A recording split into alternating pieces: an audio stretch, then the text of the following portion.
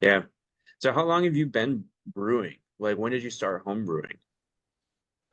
It was right before COVID. Like I was Okay. living in Olympia at the time, Okay. and um, I was a fishery biologist, so I worked for the tribes over there, and I Sweet. did like fish hatchery work with salmon and stuff. Yeah. But I had a boss that gave me.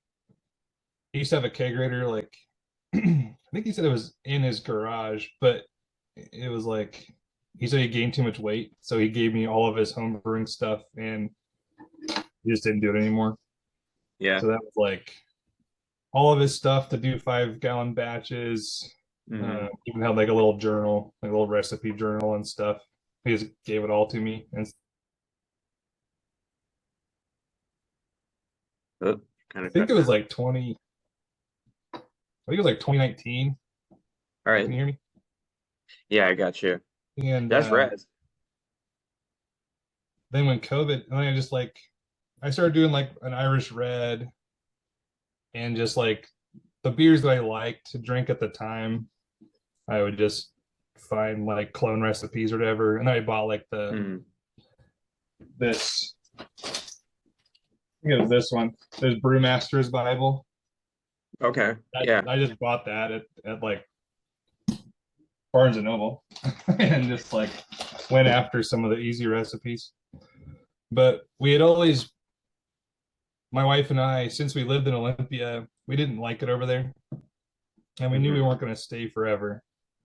And my hometown, like when we started the brewery, we're the first one in the whole county. And The whole county? Wow.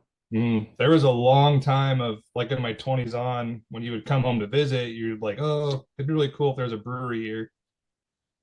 Because Hmm. there's no, I don't know. It used to have a really cool waterfront before like a couple really bad floods in the 20s and 90s. Okay. Well, the 20s specifically, then they diked the whole river and then they won't let anyone build in the river anymore. But if you look at old pictures, it's like wood buildings all along the river, like a whole big waterfront boardwalk and everything. Hmm. And there's just no cool like hangout spaces really. Sure. And so it was always like, I think a brewery would do really well here. And then I kind of started to fall out of love with my job. And so we just kind of started,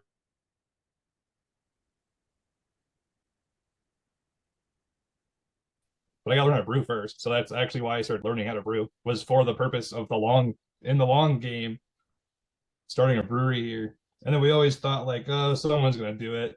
Like there's Yeah. breweries everywhere. Like someone's going to build one. Right. And then no one ever did. And after COVID, that was kind of the last straw. Like my son was born in 2021. And when my wife was 8 months pregnant, she almost stepped on a dirty needle.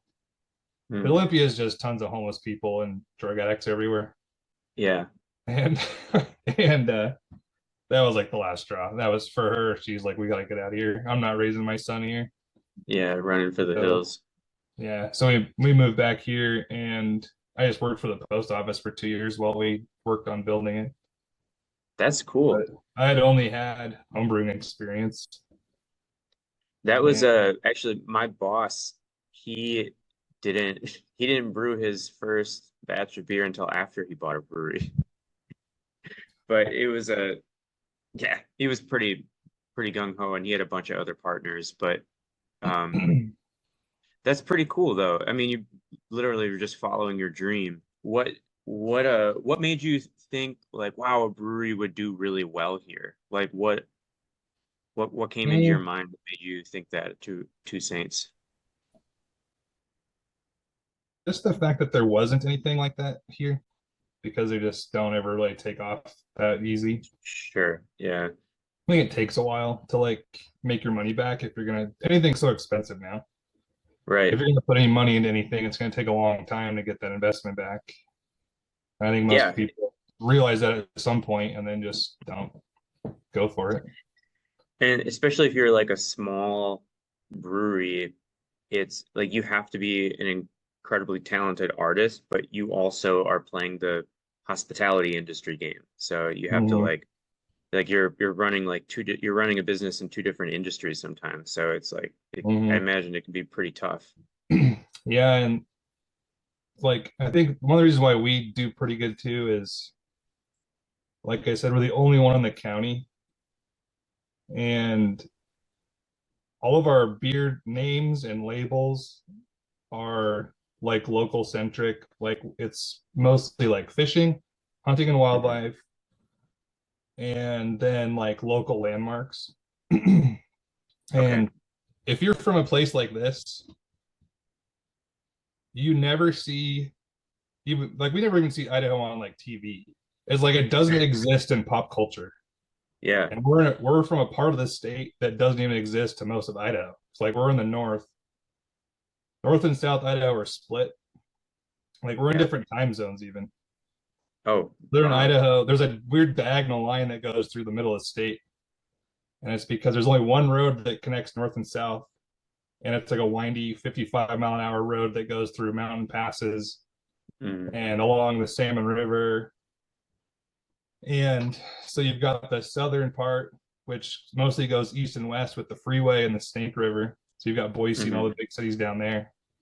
And then up here, the whole panhandle, we kind of run through Spokane. And so the time zone diagonals through so that we have the same market as like Spokane and Washington. And the whole South is on mountain time. So Okay. they go east, they're the same as like Utah, Colorado. um, Gotcha. but it's like just nothing around us ever exists in like pop culture. No TV, there's no movies, like pretty rare. People don't visit here. If it's like you never see like a president visiting here, you don't ever see like famous people like, oh, I went here. Like they do, but it's kind of in secret. Like near So us, there's a bunch of celebrities that have houses and stuff. And so the fact that's that I'm making things that are like locally named and like for the community, it gives mhm. them like, I don't know. Like if I was just a customer, I would think it would be really cool. Hmm. It's something you can like give away to friends that don't live here or like family that moved away. They can, when they come back, they visit and they're like, oh, the same race has a brewery now. You know, and they come buy merch and Yeah. hoodies and beer to take home. I bet, yeah, everybody likes to hype up their hometown, especially people who are Yeah. like from there. It sounds like you got like a cool little hidden gem area in the hidden gem of the Pacific Northwest. Yeah, it's becoming less hidden for sure. Yeah. After COVID, the prices of real estate doubled. Like there's so Oh, many people have been moving here since COVID. I A lot of bet, people yeah. just buying property like sight unseen. And it's mostly California, Washington, and Oregon. But Yeah. Yeah, we see a lot of that out in Wisconsin too. My wife and I just bought this house we're in now in July. We had a hell of a time. We're Same thing. It's people they work remotely and they might live in Minneapolis or Chicago and they're eyeing up Wisconsin and they're, holy shit, it's beautiful up there. And they got houses that I can afford and they make a lot more money than we do. and here it's like 450. Like the average now, even here, and we're just a small logging town. Like people here don't make that much money, Yeah. and the average is like 400,000 for a house. Yeah. Yeah. It's uncontrollable.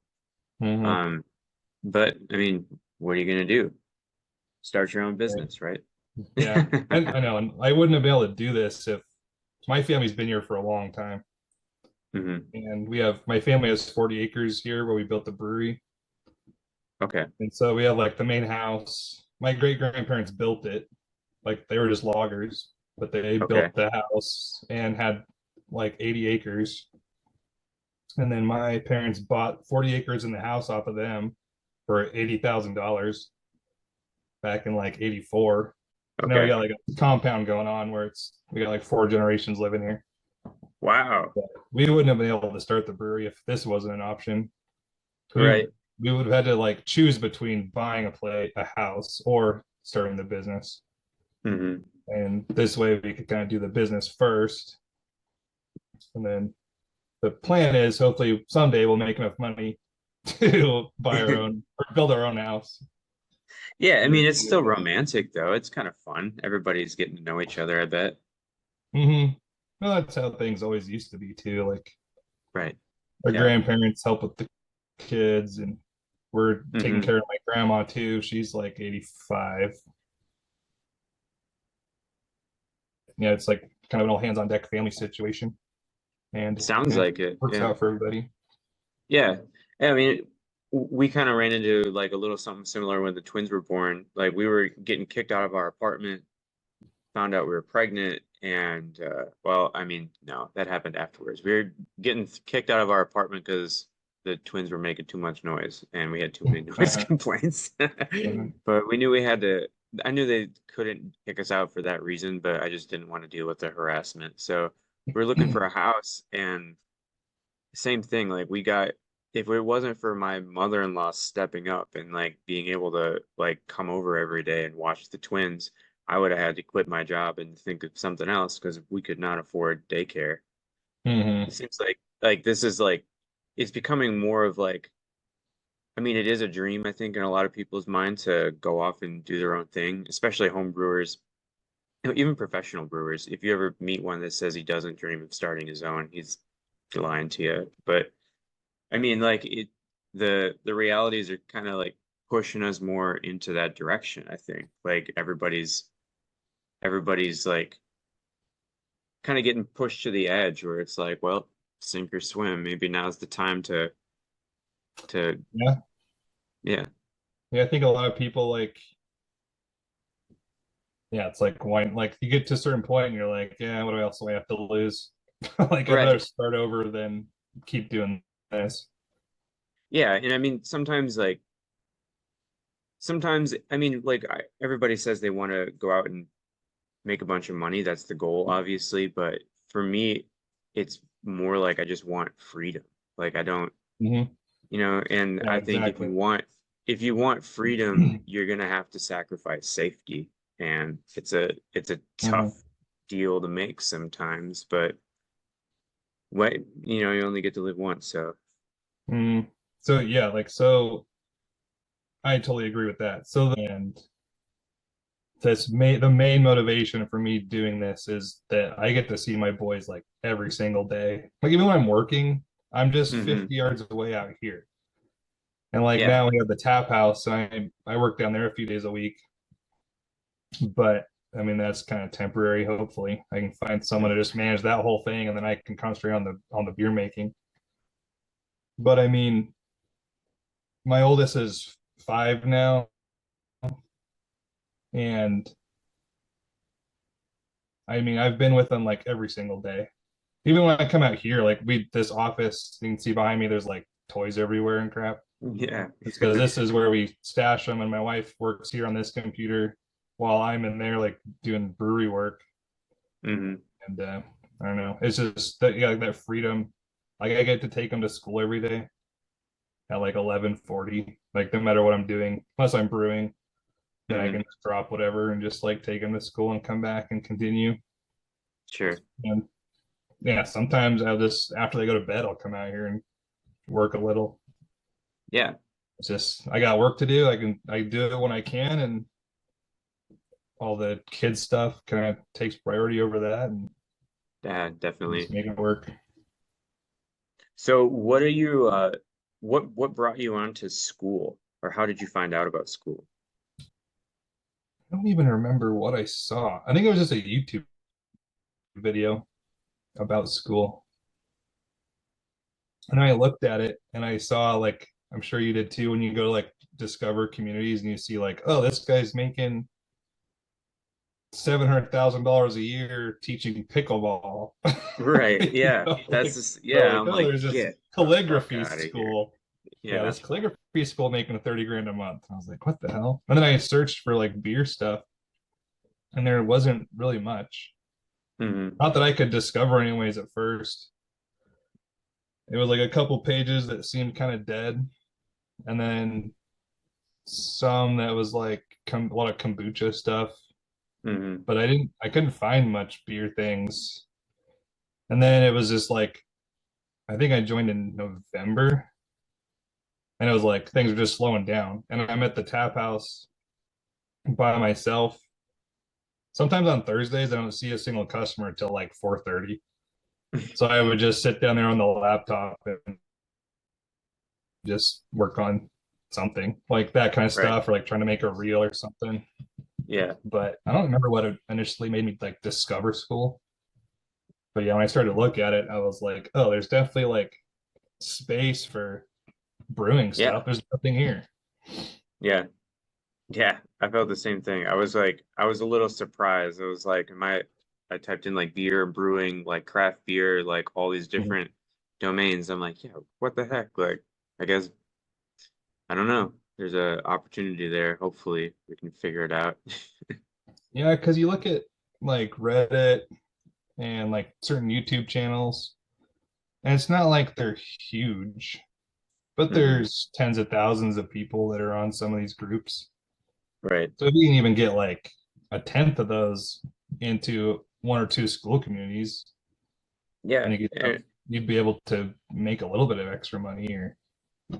And there's like, I was talking to a friend of mine about this yesterday. They were like, there's like 1.5 million home brewers in America, and that's just America. You know what I mean? Mhm. Like, there's like probably conservatively, you could say twice as many of that in the entire world. But he said Mhm. like just in America, there's like 800 new people every month that take up the hobby, and they were like, there's like all of the baby boomers are retiring. They're got loads of Mhm. money. They're looking for something to do. Like, Yeah. yeah, we can be the guys to help them out, help them chase their dreams or whatever. Yeah. I know. Yeah. Well, there's definitely an opportunity there. If you were to like charge for your one-on-one mentorship, like Mhm. I don't think people would be necessarily expecting like you to know everything about Texas liquor laws or whatever, you know, Right. like I think because a consulting like a professional business consultant will sometimes charge like $2,000 an hour, you know, like Mhm. so like you could be giving them a pretty freaking good deal. My goal is for this to retire me from my brewing job, but Mhm. we'll see if it gets there. Yeah. So what's that like? So are you the lead brewer at a brewery? Yeah, I call And myself the head brewer, but I'm the only brewer there. So okay. And so like someone else owns it, and how much yeah, input do they have on like what you do? quite a bit. So he was like he went to the Siebel Master Brewer course, and my boss is also like very very very bright. So he was the brewer for the first like 6 years, I think, and then they hired me, and I've been taking over ever since. So Mhm. I default to him for a lot of questions just because like he's knows the system a lot like pretty well. He's also like a mechanical engineer. Like he went to school for that by trade. So that I've noticed that really a lot comes of in handy. engineers become brewers. Yeah, I know. It's super handy having one of those around. Like, because Oh I'm yeah. just more of a YouTube kind of guy. Just figure Mhm. out how to rewire the rewire the freaking air compressor or whatever. Mhm. But Yeah. yeah, so like it's a restaurant. We sell to like we're in Green Bay, um, mainly Green Bay audience, and then we sell to the whole Fox Valley, like south by like Green Bay Appleton area, and a little bit in Milwaukee. But Can you guys self-distribute or do you have a distributor? we have a distributor for our local market, um, and we have another distributor for the southern market, and we can self-distribute to any other city that we want. But I don't know. I keep bringing that up to my boss often that I think that's the direction we should go. But the tricky thing is, so we inherited this brewery from another brewery we bought it from, and they were very successful. So we have a 30-barrel brew house and a bunch of 60-barrel tanks, Mhm. and like I'm like it's freaking hard to do like half batches and quarter batches all the time. Mhm. Like so I don't know. Like like right now it's too expensive to downsize. Like I think we just have to look forward and just try to like beef up our sales a little bit more just because it would make my life a lot easier if we sold more beer. It's Yeah. harder to batch out. Like I have to brew like 20 barrels at a time and we don't have the cooler space and it fucking sits around, so I gotta do a whole tap dance. But Uh-huh. Yeah, like we only have a 5 barrel. And when I was not when I had the tap house, I was just doing wholesale stuff. hmm Like I don't have the space to hold anything. Like right. for like 3 months of the year, I sell it as fast as I can make it. Yeah, But then like in the winter, my storeroom was just filling up with cans. I And bet. since we at that time it was just me and my wife, I wasn't gonna drive around the whole state trying to sell hmm beer. And like now that we have the tap house, it's not worth it. I don't think, well, not for me to sell wholesale anymore. Right. Like I have like 3 bars and 3 grocery stores and a few gas stations is all I sell wholesale to. And the summer I can't even keep up with that demand because I Right. need more in kegs for the tap house.